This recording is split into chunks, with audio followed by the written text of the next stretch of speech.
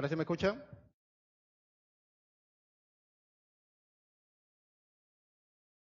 Buenos días, hermanos. Es un gusto estar nuevamente acá con ustedes después de algunos meses. La última vez que estuve acá estaba soltero, pero era soltero y feliz. Ahora estoy casado y más feliz todavía. Así que, hermanos. Bien, hermanos. Vamos a continuando, hermanos, con la hilación del libro de Lucas que estamos predicando estos domingos ya más o menos creo que un promedio de casi 2 años ya estamos llevando esta secuencia de Lucas. Ya llegamos al capítulo final, al capítulo 24 de Lucas, hablando acerca de la resurrección de Jesucristo. Pero vamos a centrarnos ahí, así que quiero que me acompañen ahí en sus Biblias, hermanos, esta mañana en el capítulo 23, versículos del 50 hasta el capítulo 24, versículos del 1 al 12, hasta el 24:12. Del 23:50 al 24:12 estaremos meditando esta mañana.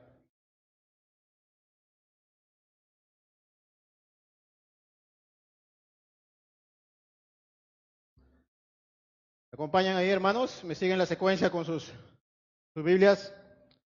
La palabra de Dios dice así: había un varón llamado José de Arimatea, ciudad de Judea, el cual era miembro del concilio, varón bueno y justo, que también esperaba el reino de Dios y no había consentido en el acuerdo ni en los hechos de ellos, fue a Pilato y pidió el cuerpo de Jesús, y quitándole lo envolvió en una sábana y lo puso en un sepulcro abierto, en una peña en la cual no se había puesto a nadie. Era el día de la preparación y estaba para comenzar el día de reposo. Y las mujeres que habían venido con él desde Galilea siguieron también y vieron el sepulcro y cómo fue puesto su cuerpo. Y vueltas prepararon especies aromáticas y ungüentos y descansaron el día de reposo conforme al mandamiento. Capítulo 24. El primer día de la semana, muy de mañana, vinieron al sepulcro trayendo las especies aromáticas que habían preparado y algunas otras mujeres con ellas. Y hallaron removida la piedra del sepulcro, y entrando no hallaron el cuerpo del Señor Jesús.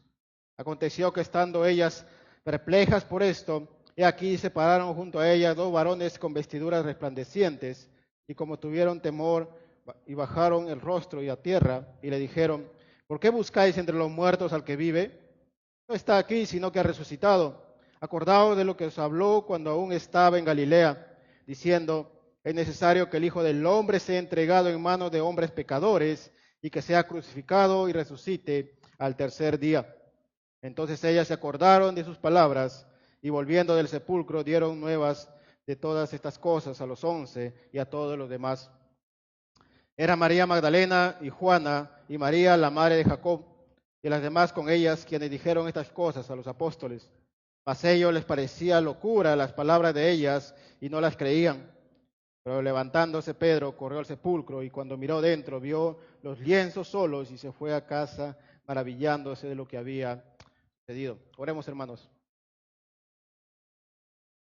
Dios amado, Padre Celestial, nos presentamos, Señor, esta mañana ante ti en los méritos de tu Hijo Jesucristo.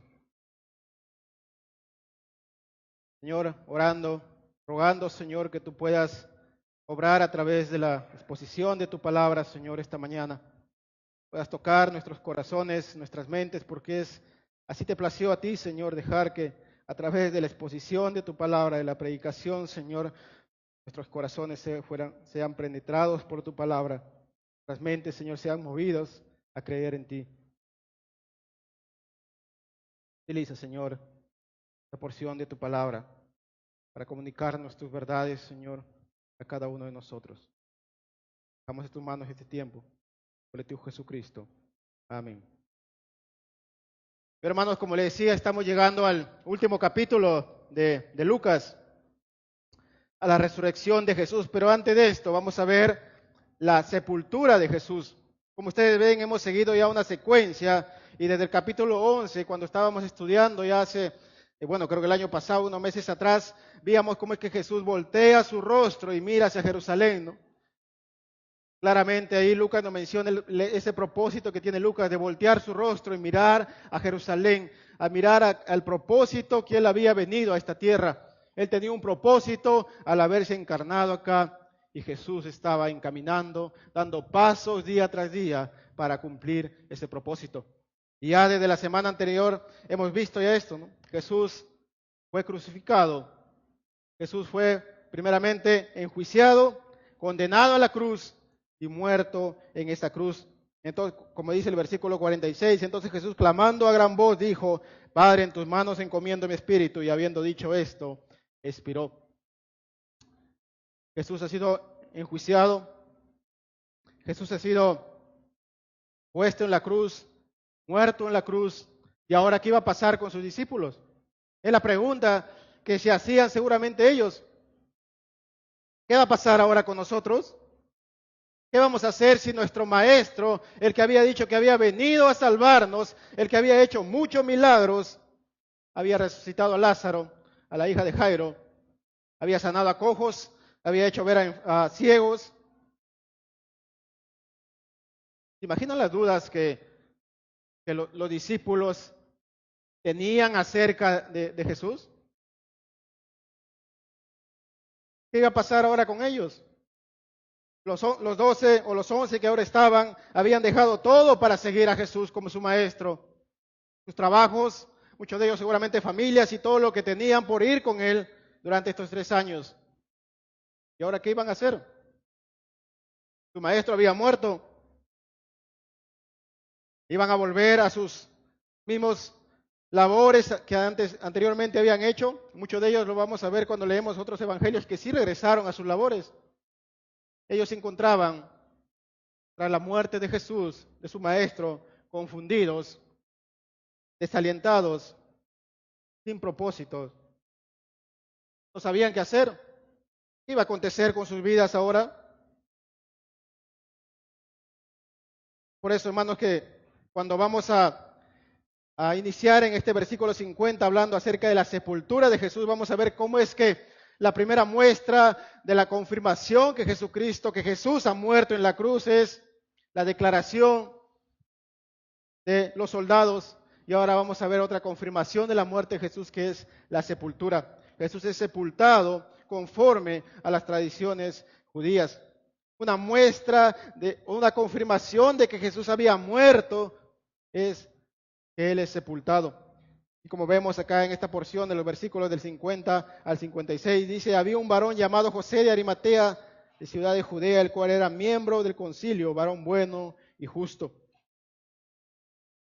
Hermanos, este pasaje del 50 al 56 nos va a narrar la historia centrándose en 2 personajes, José de Arimatea y las mujeres, y su perspectiva acerca de qué había pasado con Jesús. Vemos primeramente, aparece José de Arimatea, dice de ciudad de Judea, el cual era miembro del concilio, varón bueno y justo. Hermanos, como les decía, con la muerte confirmada de Jesús, el siguiente paso para los discípulos era lo común y natural, que era sepultarlo, ponerlo en una tumba. Y es ahí donde aparece este José de Arimatea. Sin duda, José dice que era un hombre que pertenecía al concilio, los que lo habían condenado, los que lo habían enjuiciado a Jesús, los que se habían burlado cuando Jesús estaba ahí colgando en esa cruz. El 51 dice que también esperaba el reino de Dios y no había consentido en el acuerdo ni en los hechos de ellos. Fue a Pilato y pidió el cuerpo de Jesús. José Lucas no nos declara si él había estado en el momento del juicio de Jesús, pero dice que era un hombre que no había estado de acuerdo con las decisiones que el concilio había tomado. Era un hombre de reputación.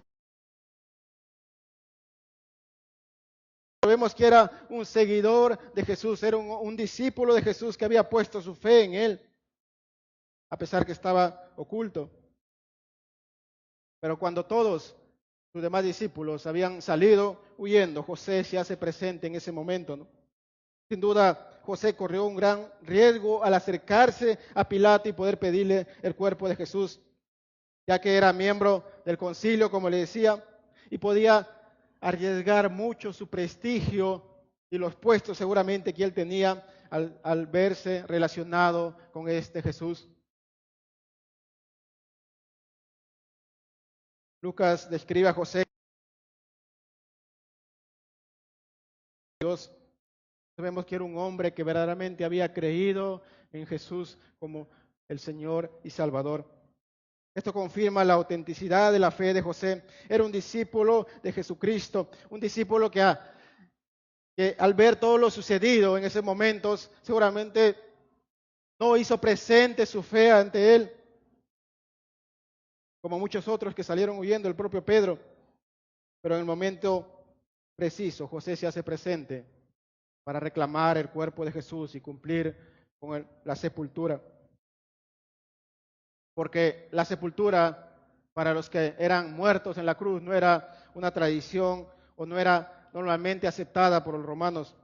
Lo que los romanos hacían era simplemente dejar que ese cuerpo se descompusiera en esa cruz y sea comido por animales, por aves. Ese cadáver era dejado en ese lugar. Y muchas veces la mayoría de las víctimas de crucifixión se les dejaba simplemente pudrirse ahí sin ningún entierro. Era algo deshonroso, lo cual se hacía aún no solamente para el muerto ahí, sino aún para la propia familia. Sin embargo, los judíos consideraban el enterrar a los cadáveres como un deber piadoso que las propias escrituras hebreas decían que debía hacerse. Como mencionaba en Deuteronomio 21, cuando dice, si alguno hubiera cometido algún crimen digno de muerte y lo hiciera morir y lo colgarais en un madero, no dejaréis que su cuerpo pase la noche sobre el madero. Sin falta lo enterrarás el mismo día, porque maldito por Dios es el colgado, y no contaminarás tu tierra que Jehová tu Dios te da por heredad. Sin embargo, el motivo para que José se acerque a pedir el cuerpo era más que simplemente cumplir con esta tradición judía. Porque vemos que José era un discípulo de Jesús.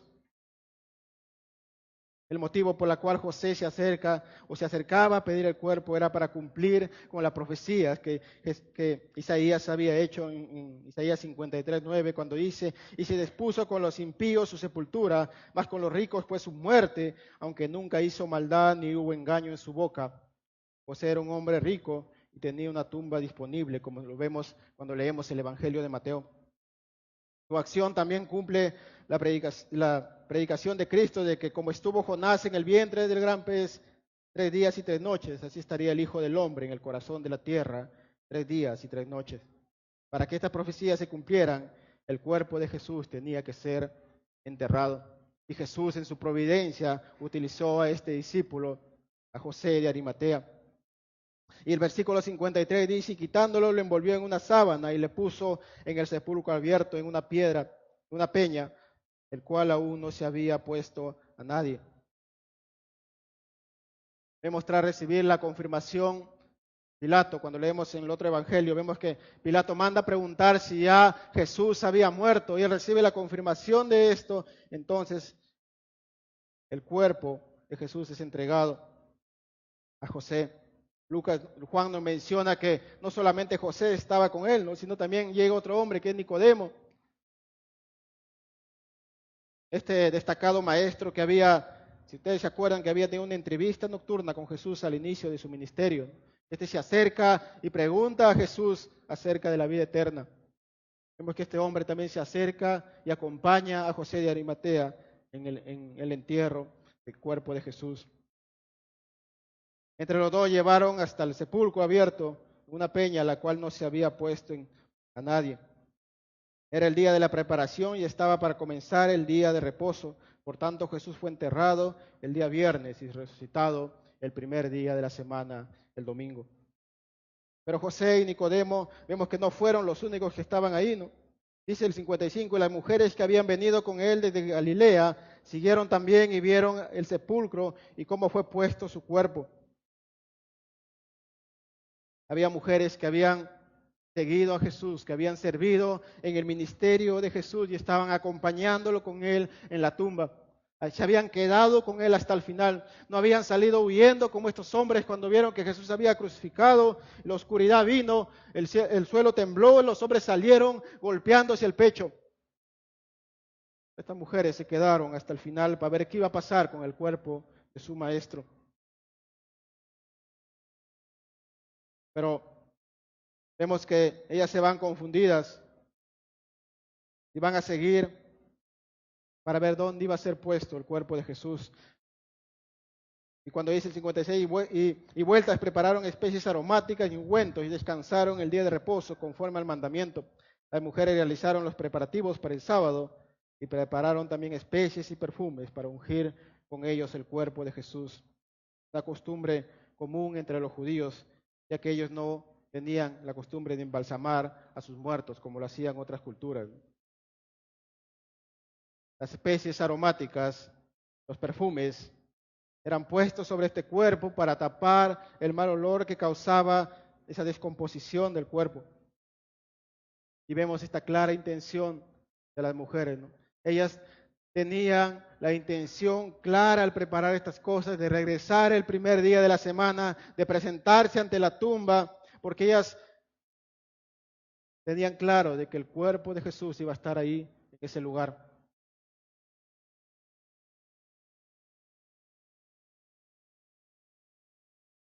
Ellas no esperaban la resurrección de Jesús.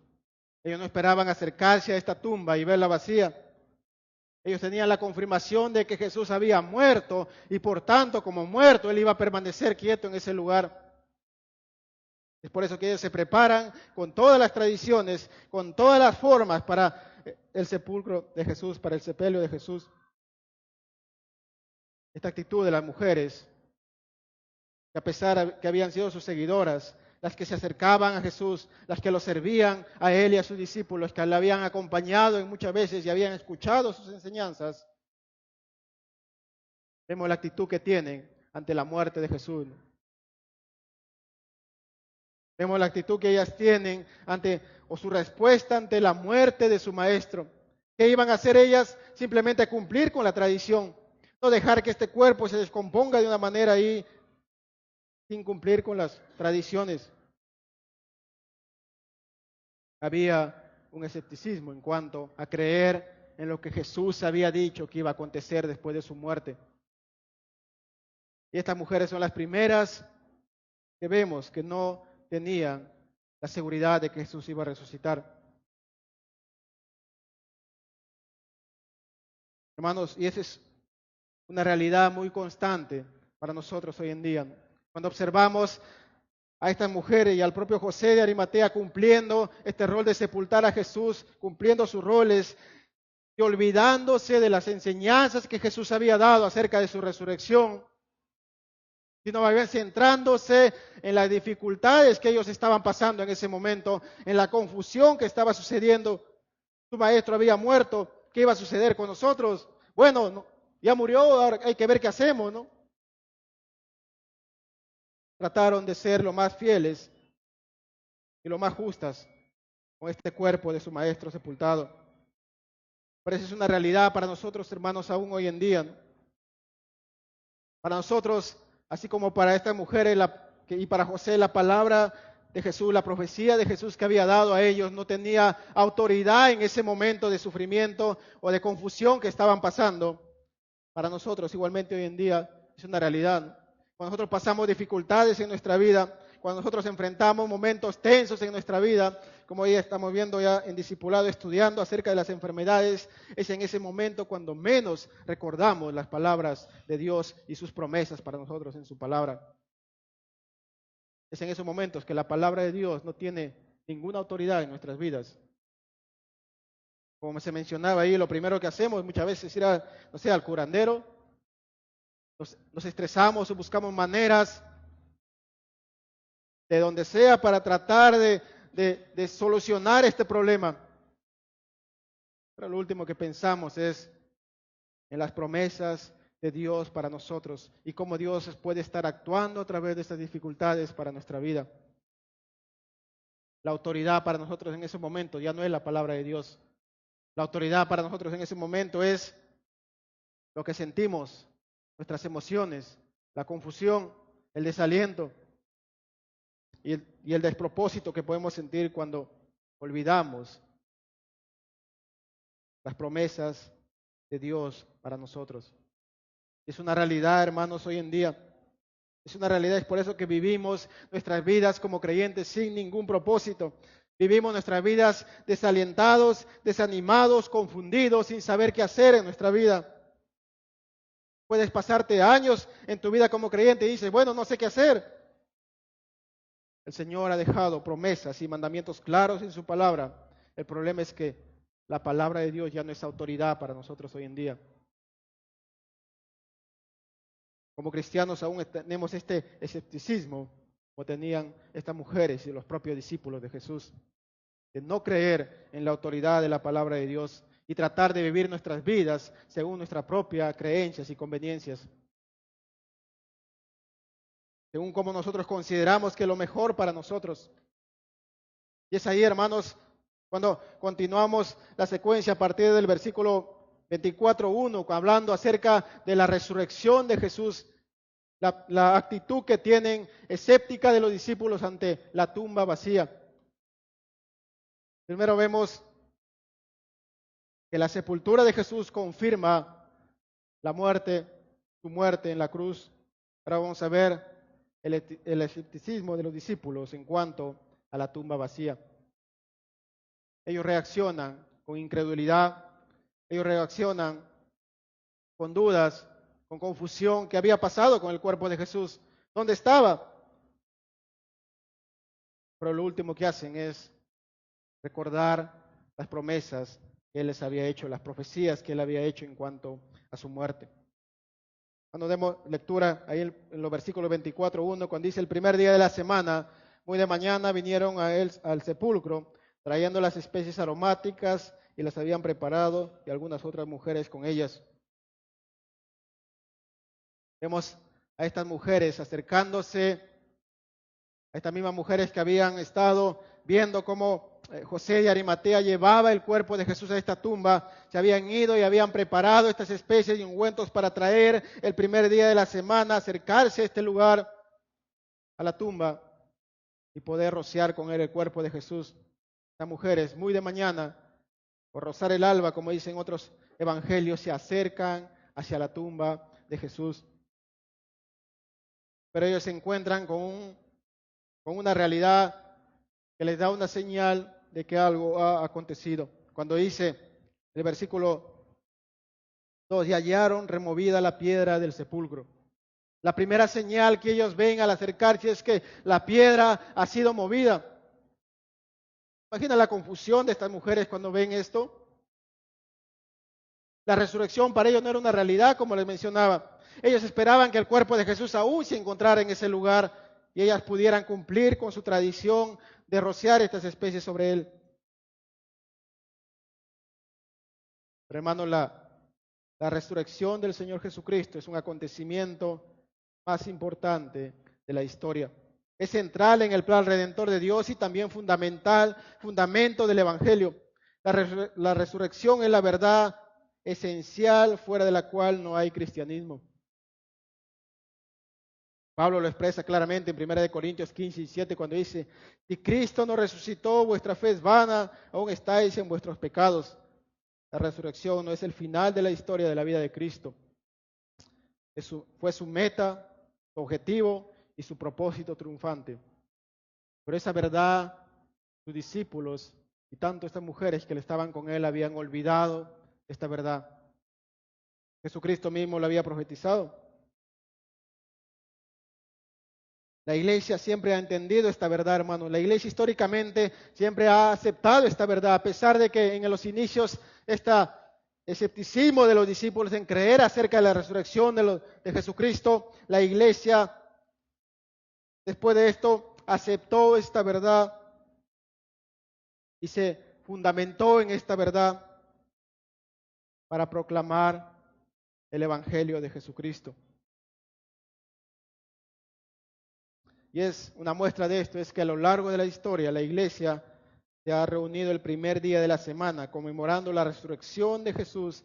La resurrección es la reivindicación divina de la obra de Jesús hizo en la cruz. Aparte de la resurrección, la cruz no significa nada.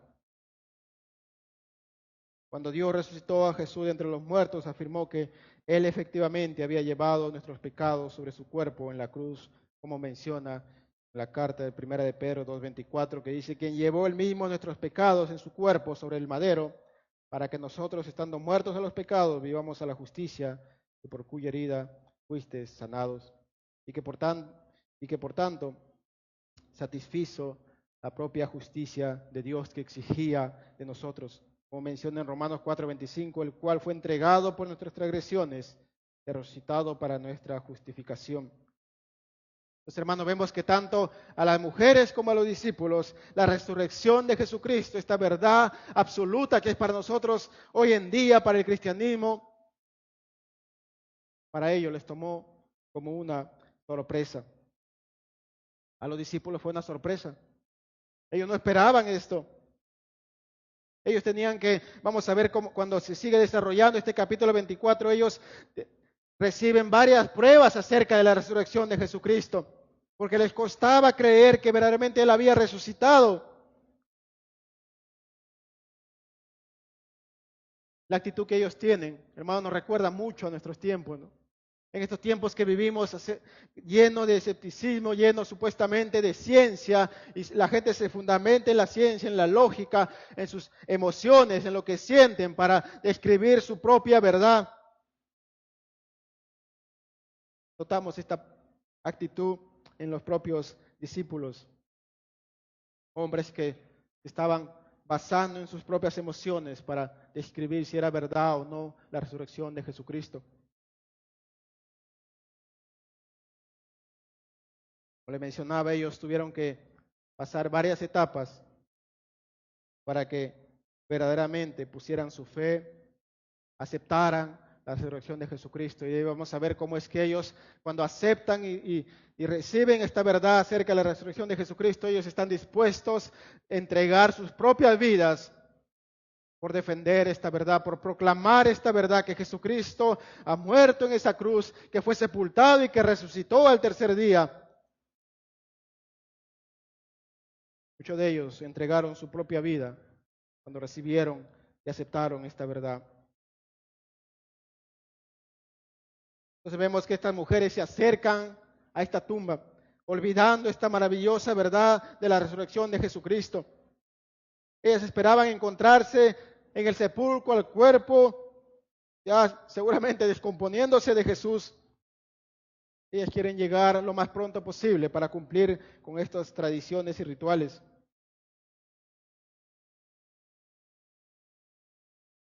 La desaparición del cuerpo del Señor provoca un desconcierto en estas mujeres. Al acercarse a esta tumba, al ver que la piedra ha sido movida, y el versículo 3 que dice, y entrando no hallaron el cuerpo del Señor Jesús. Por estas mujeres se sintieron desconcertadas, desalentadas. ¿Qué había pasado con el cuerpo de su maestro? ¿Dónde había sido puesto?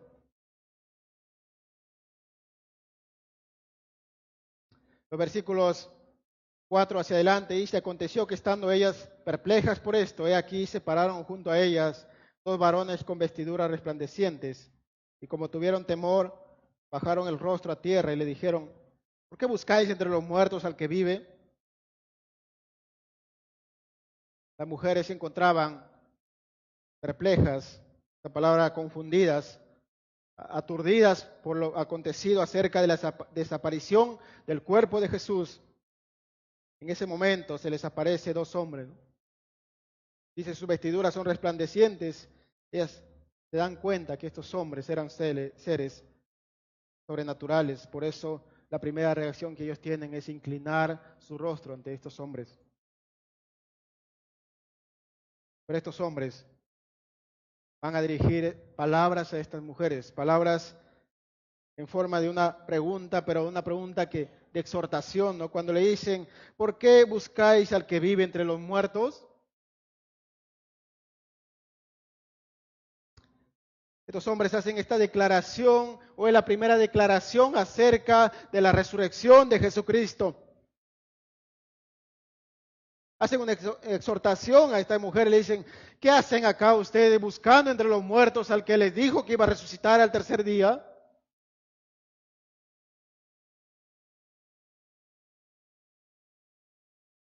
Ellos continúan diciendo, no está aquí, sino que ha resucitado.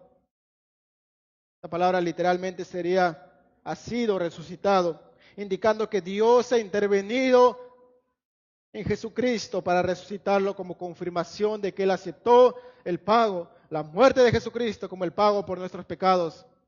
Dios actúa y resucita a su Hijo, lo glorifica a su Hijo.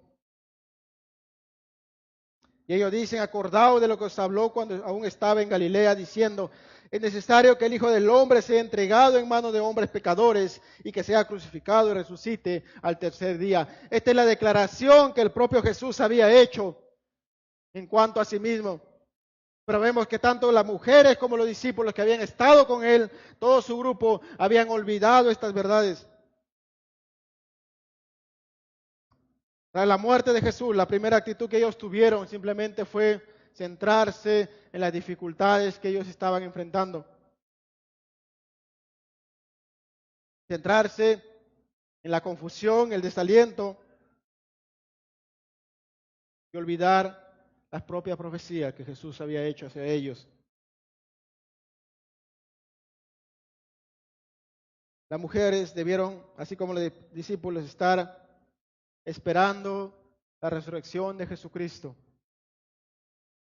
Si ellas hubieran recordado, hubieran tomado las palabras de Jesús con seriedad y autoridad para sus propias vidas.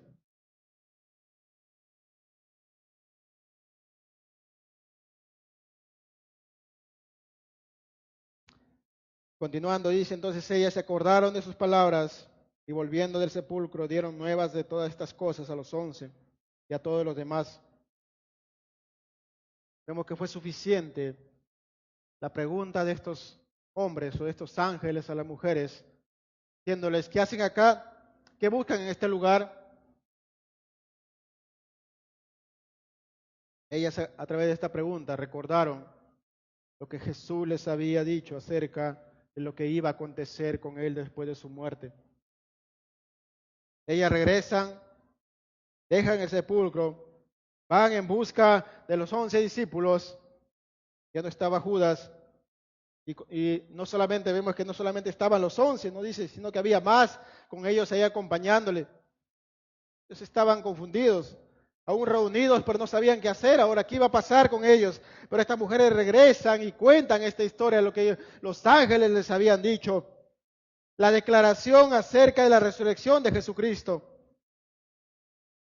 Lucas va a identificar a 3 mujeres ahí mencionando María la Magdalena y Juana y María la madre de Jacob. Y dice, y las demás con ellas, quienes dieron estas cosas, quienes dijeron estas cosas a los apóstoles.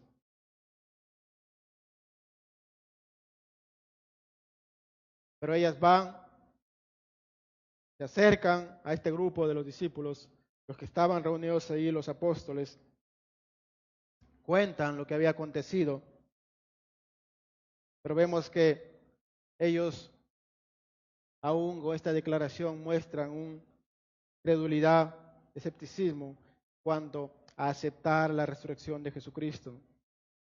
A pesar de que vemos no solamente eran estas 3 mujeres, habían más mujeres con ellas que acompañaron a estas 3 y dieron su testimonio acerca de lo que había acontecido. Los discípulos no lo toman en seriedad esta declaración, no lo asumen como una verdad. Y dice a partir del versículo 11, Mas a ellos les pareció locura las palabras de ellas y no las creían. Y versículo 12, pero levantándose Pedro corrió al sepulcro y cuando miró dentro vio los lienzos solos y se fue a casa maravillándose de lo que había sucedido. Los discípulos no creen las declaraciones acerca de la resurrección de las mujeres. Pero ellos no creían, no solamente porque sea una historia difícil de creer, sino que desde el punto de vista cultural no se le tomaba muy en serio por ser mujeres quienes la difundían. Culturalmente para ellos un testimonio de una mujer no era tomada en serio. Lucas nos deja muy en claro la incredulidad y el escepticismo de los discípulos en aceptar esta verdad, ¿no? En aceptar la resurrección de Jesucristo como una verdad que ya había sido declarada anteriormente. Rechazan el relato de las mujeres en cuanto a esto, lo toman como algo absurdo. Seguramente ellos, las declaraciones que pudieron haber hecho para no aceptar esta verdad, ¿no? Seguramente estaban confundidos, o seguramente ellos esperaban una resurrección futura acerca de Jesucristo, pero no en este momento. Tú me estás diciendo que Jesucristo ha resucitado ahora, en este presente, con su cuerpo, de manera instantánea y corporal. No puedo creer esto, seguramente decían los discípulos. Entonces vemos que los primeros escépticos que Jesús tuvo que enfrentar fueron sus propios discípulos, que estuvieron con él durante 3 años, que lo acompañaron, escucharon sus enseñanzas, vieron milagros del propio Jesús, echaron fuera demonios.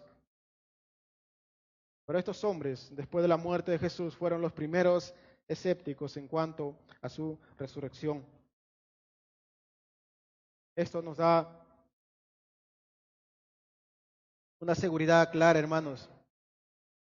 Cuando hoy en día vemos cuánto escepticismo en cuanto a rechazar la resurrección de Jesucristo como una verdad histórica y una verdad bíblica teológica.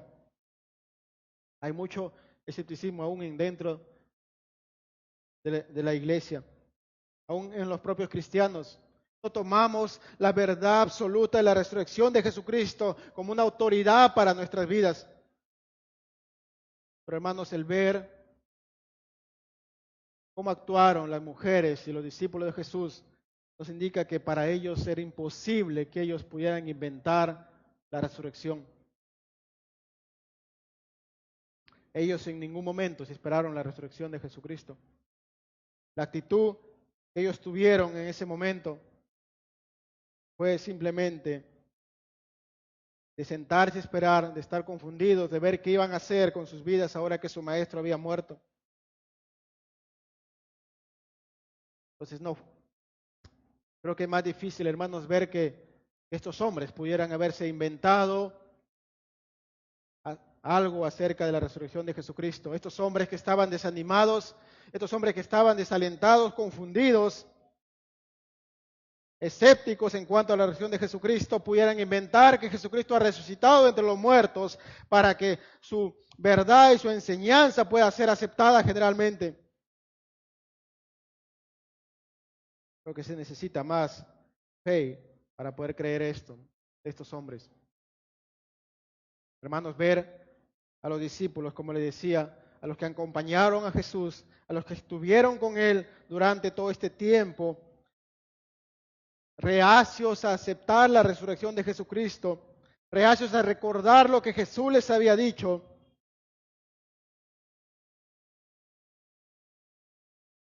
Es la forma que hoy en día este mundo actúa.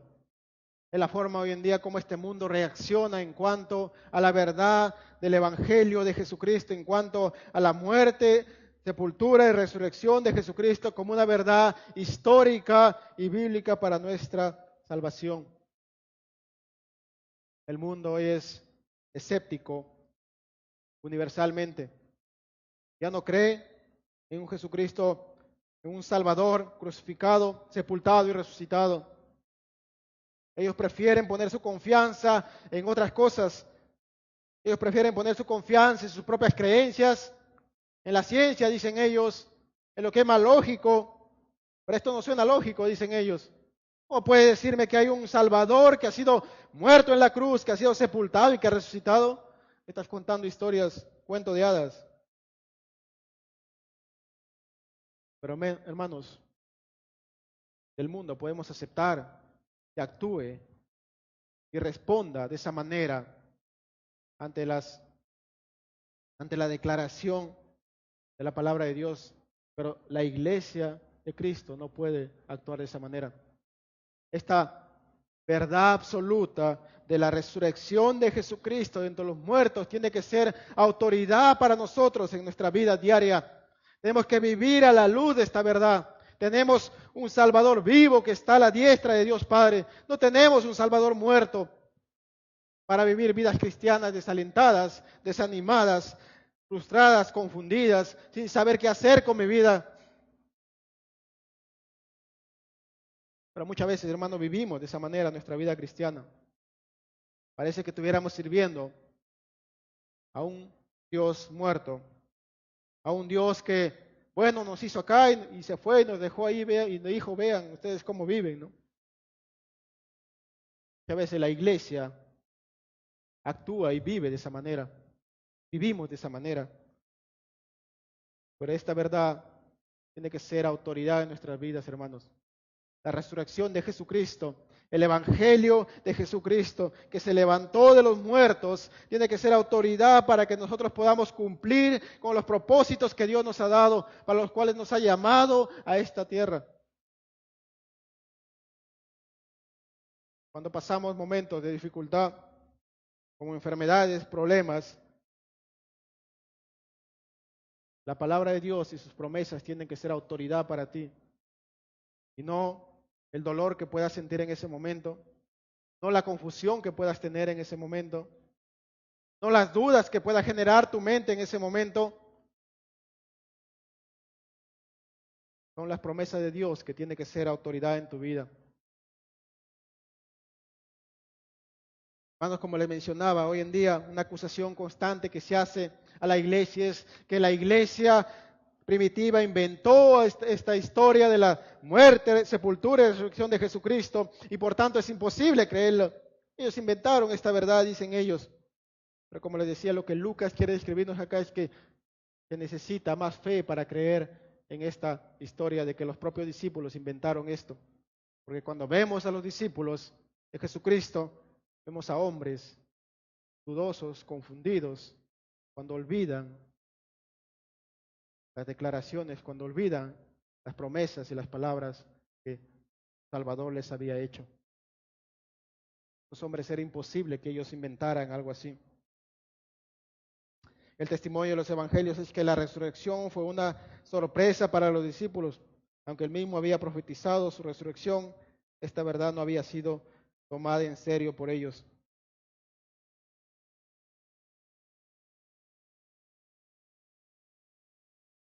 Esta verdad, hermanos, hubiera sido inventada por ellos.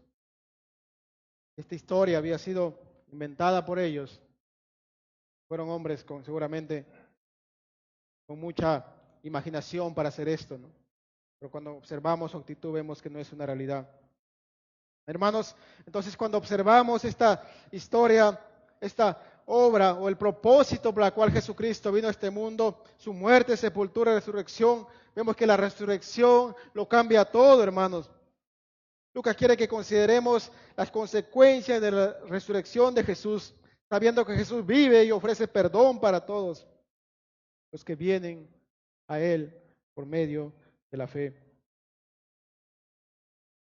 Él nos ofrece de pasar de ser enemigos de Dios a pasar a ser hijos de Dios por medio de su obra y su resurrección en la cruz.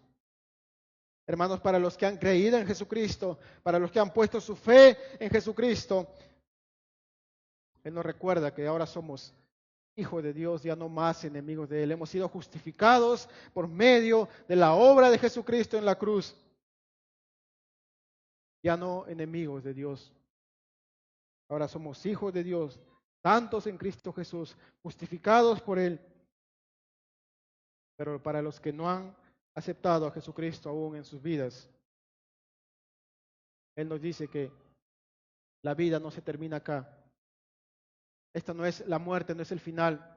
Tenemos un Salvador que ha vencido la muerte y que por tanto cuando nosotros muramos hay algo más allá, hay una vida más allá y cada uno de nosotros cuando muramos vamos a rendir cuentas ante ese Salvador vivo que tenemos. Así que los que no han creído en Jesucristo, recuerden esto. Un día tú te vas a enfrentar ante el juicio de Dios. ¿Cómo te vas a presentar ante Él? Oremos, hermanos. Dios amado, Padre Celestial, gracias por este tiempo, por tu palabra, Señor, que nos has dejado escrita, para recordarnos, Señor, que así como tus discípulos, así, Señor, como seguidores que te acompañaban en ese tiempo, Señor, vemos que la muerte les causó confusión, la muerte les causó desaliento, despropósito en sus vidas,